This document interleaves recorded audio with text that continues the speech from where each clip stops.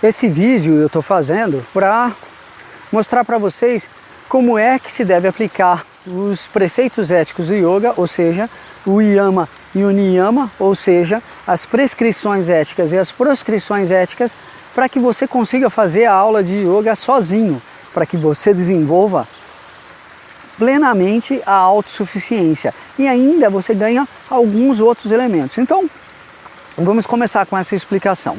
Primeiro, o que são os preceitos éticos?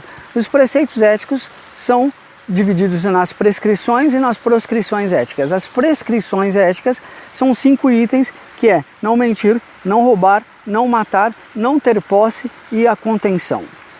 E as proscrições éticas são 5 itens também, que são o autoconhecimento, a autossuperação, a autossuficiência, a autoestima e a higiene, certo? Então, como é que nós vamos aplicar esses conceitos para que a gente tenha o melhor desempenho possível nas aulas de yoga? Então é assim, ó, eu vou pedir para você separar os pés, então, ó, na largura dos ombros, eu vou virar o pé esquerdo para fora e vou pedir para você tocar com a mão no joelho, na perna ou no pé. E é exatamente assim que eu peço para você fazer na aula de yoga que eu dou, tá? Então, toquei com a mão no joelho, tá tranquilo, tá confortável, tá dando para eu pensar nos meus problemas, tá dando para eu pensar qualquer que seja o meu problema, no meu parceiro, nos meus filhos, qualquer um dos problemas. Tá, não minta para si mesmo, porque você está mentindo para si mesmo. Você disse que ia vir fazer aula de yoga, mas não está fazendo aula de yoga. Aí você poderia me dizer assim, mas a minha mente dispersa, André.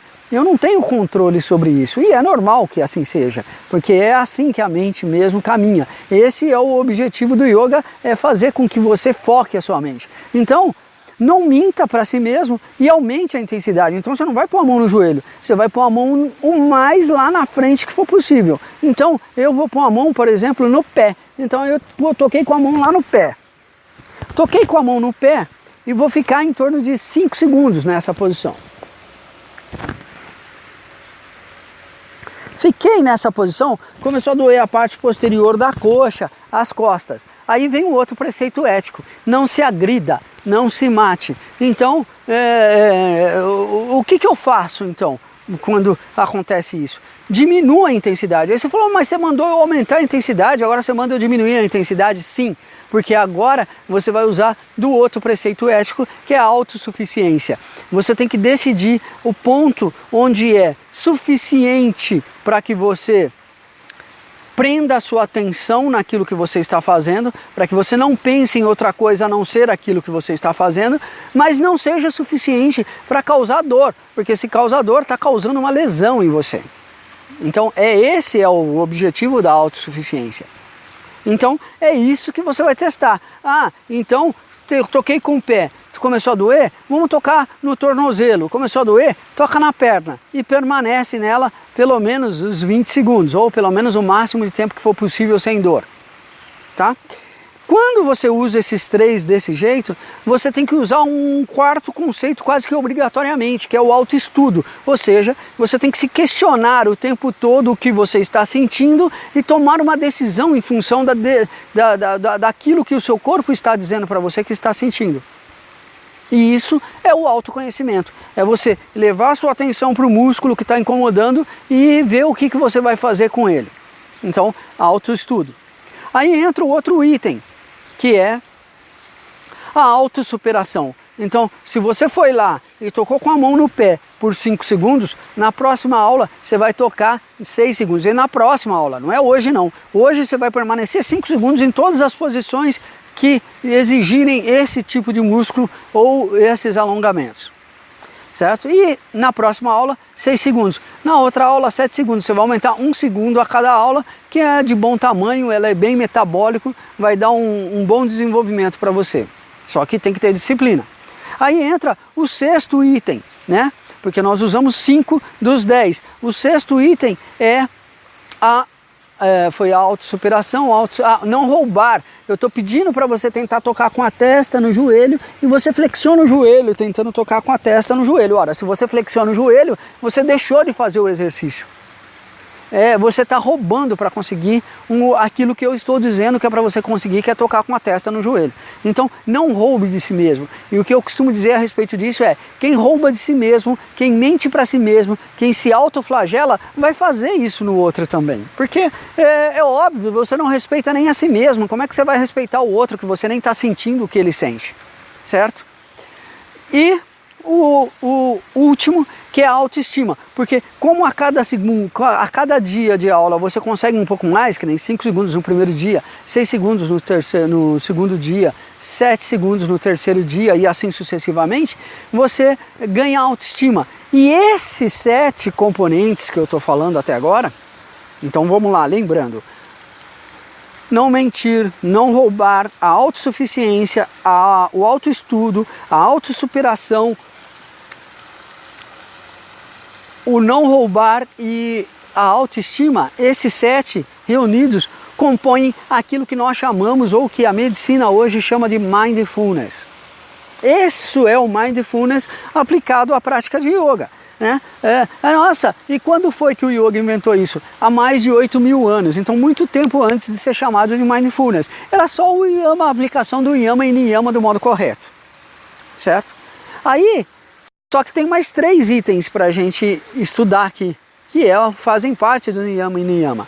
Então, os outros 2, que é a contenção e a higiene, e se você uni-los a isso, nós poderíamos mudar o mindfulness para healthfulness, ou seja, uma saúde plena, é a busca da saúde plena. Então, em que consiste esses outros 2? A contenção é a contração e o estímulo das glândulas endócrinas do corpo. Então, quando eu faço a anteroflexão, que era o exercício que eu estou tomando como referência, eu estou estimulando os órgãos, as produções de hormônios da cavidade abdominal, certo?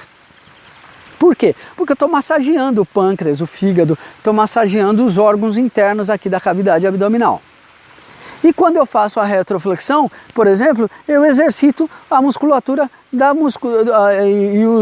e as glândulas que são as suprarrenais, que são das costas, que é em cima dos rins.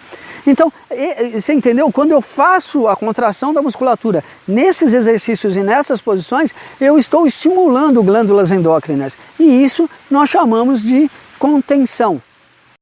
Antes tinha outro nome na cultura indiana, mas essa é a contenção. Mas eu tenho que explicar um tipo de contenção, que é a contração dos esfíncteres. Então é o Muladhara Bandha, que é o nome que se dá literalmente para quem faz a contração dos esfíncteres pélvicos, e aí ele pode ser feito de 2 formas: a contração múltipla dos esfíncteres e a contração única dos esfíncteres.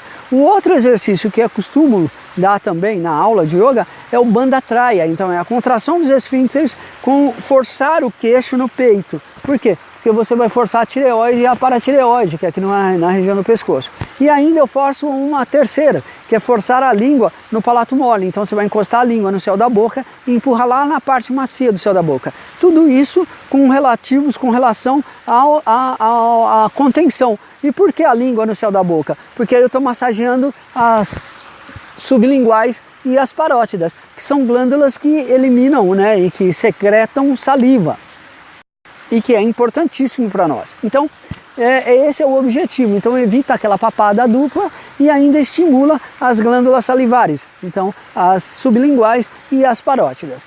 Feito isso, aí, e ciente de que é assim que nós temos que fazer a contenção, certo? Entra o outro item, que é a higiene. Então os exercícios de higiene que são feitos no yoga, na prática que eu dou pelo menos, são os exercícios com ar. Mas de que higiene que nós estamos falando? Existe a higiene com água, por exemplo. E a higiene com água é aquela que eu tomo banho, escovo os dentes, raiz dos dentes, entendeu? Então esses exercícios, fazê-los bem, eles vão te trazer uma saúde plena. É lógico que existem, e dependendo do grau de intoxicação que você está, que você vai precisar de muito mais do que isso. Então você vai precisar de outras formas, como por exemplo o jejum, ou outras formas ainda, o que é mudar a alimentação, É lógico que na filosofia indiana, ou na cultura indiana, o mais comum é a vegetariana. Não o vegano, hein? É o vegetariano. Então é o vegetariano simples, e aí come ovo ainda, toma mel, toma iogurte, né, tá?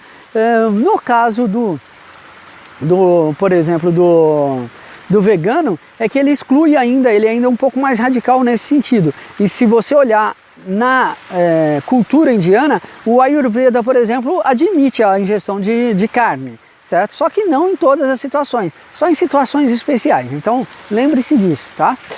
Qual é a dieta que eu recomendo para você? Os tailandeses, eles são preferencialmente vegetarianos, então eu acho que esse também é um bom caminho, que é o do preferencialmente vegetariano, mas a escolha é sua, depende da sua adaptação e depende de como o seu organismo reage a isso. Então aí entra o autoestudo, os mesmos niyamas que a gente estava falando até agora, certo?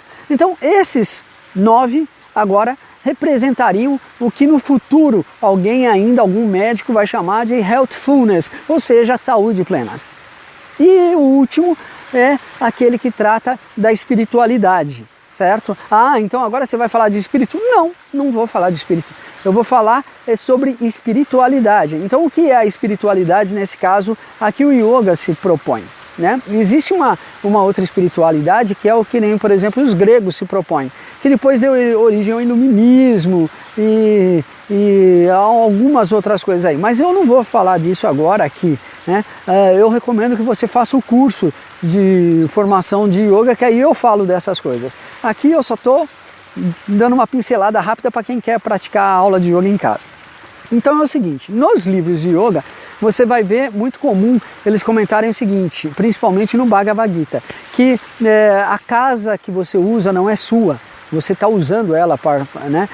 Essa camiseta não é minha, eu estou usando ela por um período de tempo. O meu dinheiro não é meu, eu estou usando ele apenas por um período, né? E assim segue sucessivamente. Entretanto, o que eu costumo dizer a respeito disso é o seguinte, o sangue troca toda semana, a pele troca a cada 28 dias, por isso que nem, por exemplo, mulher faz lifting. O cabelo a cada 4, 6 meses. Eu, por exemplo, corto o meu todo mês, né? Então ele troca ao todo tempo. Eu tenho que ingerir alimentos que vão trocando essas substâncias em mim e vão gerando o meu cabelo, vai gerando as minhas unhas, vão gerando a minha pele, os ossos a cada 7 anos, os músculos, tendões, nervos e assim sucessivamente. As bainhas de mielina são os que demoram mais, demoram em torno de 13 a 16 anos. Então tudo que está no seu corpo troca. E André, será que é verdade? Eu sempre fui o mesmo. Você foi o mesmo? Tá, então você de hoje é o mesmo de 5 anos atrás? Você de hoje é o mesmo de ontem? Você de hoje é o mesmo de quando você nasceu? Não, nós somos diferentes a cada período de tempo. E essa diferença indica o quê? Que eu tenho 250 bilhões de células no meu corpo, sendo que dessas 250 bilhões de células que eu tenho, alguém manda nelas para que elas continuem mais ou menos do mesmo jeito e mantenham essa aparência que você está vendo, que é a aparência do André, certo? Então, se essa é a aparência do André e ela permanece mais ou menos do mesmo jeito, é porque tem alguma coisa por trás disso que dá o formato, que dá as ordens para que as células continuem sendo desse jeito. E isso que dá a ordem e que está por trás de mim, eu vou chamar de alma, de espírito, de purusha, de Atman. Não importa, vai depender um pouco da religião que você tem, você vai dar um desses nomes. Só que eu quero que você entenda que não foi a religião que criou esse termo. Esse termo é uma consequência óbvia daquilo que você está observando no seu corpo, ou seja, que ele troca o tempo todo. E se eu sou essa alma que troca as células constantemente, por que eu continuo doente? Então vamos supor que eu tenho uma doença nessa perna, por que eu estou continuando com essa doença na perna? É porque a ordem que eu estou dando para esses músculos, para essas células, não estão corretas. Então eu preciso de ou trocar a ordem, ou trocar a célula. Como a célula eu sei que troca o tempo todo, qual é o problema? É a ordem que eu estou dando. E o que é o yoga? O yoga eu dou uma ordem e vejo como é que o meu corpo reage, como é que ele corrige isso, como é que ele efetua essa ordem que está sendo dada. Ah, e se ele não executa bem? Se ele não executa bem, eu quero que essa célula seja trocada, porque a célula que não te obedece, a célula que tem vontade própria, é a célula cancerígena. Então, dê a ordem e veja como ela está sendo executada. Isso é a prática de yoga, esses são os 10 preceitos da prática de yoga. Espero que você esteja gostando, espero que você comece a aplicar isso na